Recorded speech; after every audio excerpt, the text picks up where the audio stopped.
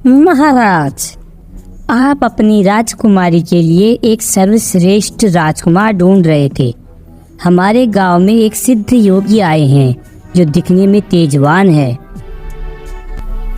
गुरुदेव, हमें आपके चयन पर पूरा विश्वास है। अगर आपने चुना है तो वो अवश्य ही सर्वश्रेष्ठ होगा। हीरे जवाहरात, सोना, चांदी सबका प्रबंध करो। हम आज ही जाके उस महान श्रेष्ठ मुनि से अपनी राजकुमारी की विवाह का आग्रह करेंगे।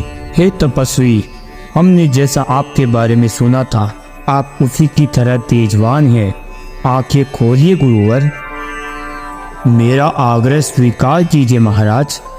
राजू आंख खोलते हुए, जी महाराज, कहिए क्या परेशानी है आपको। महाराज, मेरा आग्रह है कि आप मेरी पुत्री से विवाह का आग्रह स्वीकार करें और जो मैं ये पुरस्कार लेकर आया हूँ, कृपया आप उन्हें भी स्वीकार कीजिए। हीरे जवाहरात, सोना, चांदी को देखकर राजू मन ही मन कहता है, महाराज, मैं एक सन्यासी हूँ, मेरा इन चीज़ों से क्या लेना देना। मुझे माफ़ कीजिए, मैं आपका ये आग्रह स्वीकार नहीं कर सकता।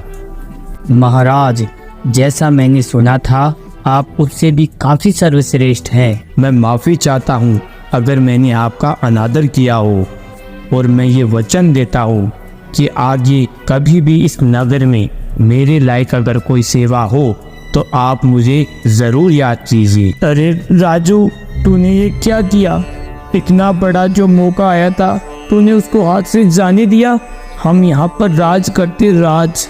तब राजू कहता है, मुझे आज ये मालूम पड़ा कि लोग क्यों भगवान की भक्ति में लीन होने के बाद में इधर उधर घूमते रहते हैं। मेरे मन में भी राम का जाप हो चुका है। अब से मेरे लिए जो कुछ भी है वो सब कुछ भगवान राम है। देवू, मैं भी यही कहता हूँ, तुम भी भगवान राम का जाप करो और इस मोह माया से दूर हो जाओ। तब देवू कहता है, अरे देवू, तू पागल है क्या? ये कैसी कैसी बातें कर रहा है? हम यहाँ पर पैसे कमाने आए थे और तू यहाँ पर ये भगवान का नाम लेकर बैठ गया। तेरा दिमाग तो खराब नहीं हो गया है ना? राजू कहता है, नहीं, मेरा दिमाग कोई खराब नहीं हुआ, बस मैं भी भगवान राम के अंदर लीन हो चुका हूँ। देबू भाई, अगर तुम ऐसे करे तो मैं तुम्हारे पास नहीं रुकूंगा, मैं जा रहा हूँ यहाँ से। हाँ, तुम जाओ, और कभी भी अगर तुम्हें तकलीफ हो तो सच्चे मन से भगवान का नाम ज़रूर लेना, तुम्हारी जो तकलीफ़ है वो दूर हो जाएगी। ऐसा कहते हुए देबू आगे गुस्से से निकल जाता है। तब देबू अपनी पोटली उठाकर वहाँ से चला जाता है और फिर एक मिठाई वाले के पास जाके कहता है, अरे ओ दुकान वाले, कैसी चल रही है तुम्हारी दुकानदारी? महाराज के लिए कुछ दान तो करो।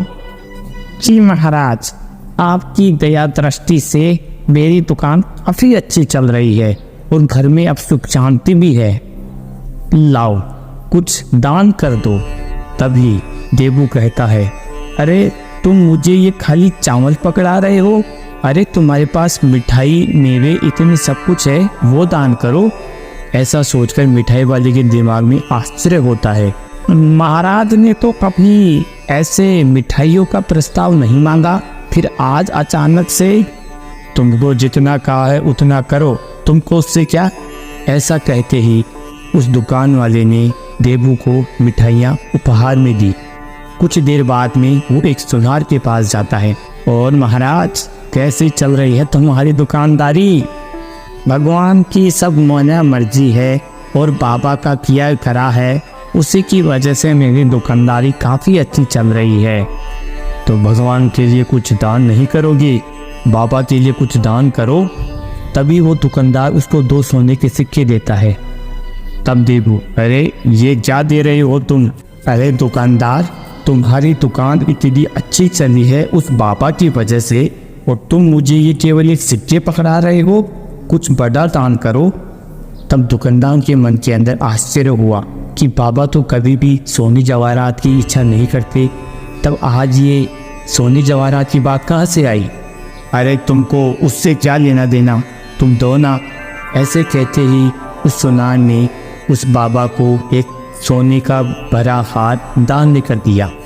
ऐसे सोचते हुए देवू सोचता है, आज का तो काम हो गया। इन जेवरात और इन मिठाइयों से अच्छे दिन निकल जाएंगे और मैं काफ़ी दिनों तक मुझे अब कुछ करना नहीं पड़ेगा। ऐसे करते करते देवू जब गांव से बाहर जाने लगा तब उसको काफ़ी ज़ोर से भूख लगी। तब मुझे बहुत ज़ोर से भूख लगी है, चलो किसी पेड़ के नीचे बैठ के पेट पूजा की जाए। ऐसा करके देवू उस दुकानदार से ली हुई मिठाइयों को खाने लगता है। तभी कुछ देर बाद में हाथ में बंदूक, मुंह पे काला कपड़ा लिए हुए डाकू उसके पास आते हैं और देवू को चारों तरफ से घेर लेते हैं।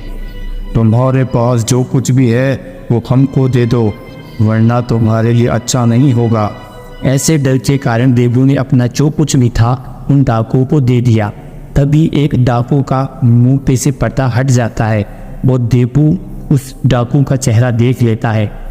तुमने मेरा चेहरा देख लिया है, अब तुमको मरना पड़ेगा। तभी देवू सोचता है और बैठ के भगवान का नाम लेता है और कहता है कि हे भगवान, मुझे इस मुसीबत से बचा लो। ऐसे कहते ही वो गुंडे वहाँ से जाने लगते हैं और कहते हैं, आज तो तुम बच गए, राजा के सैनिक पीछे से आ रहे हैं। अगर तुमने उनको हमारे बारे में कुछ कहा तो तुम्हारे लिए अच्छा नहीं होगा, ये पकड़ तेरी पोटली। ऐसा कहते ही वो गुंडे वहाँ से भाग जाते हैं। इसके बाद भी देवू को अपनी गलती का एहसास हो जाता है और वो रोते हुए राजू के पास जाता है और उसे गले लगा लेता है।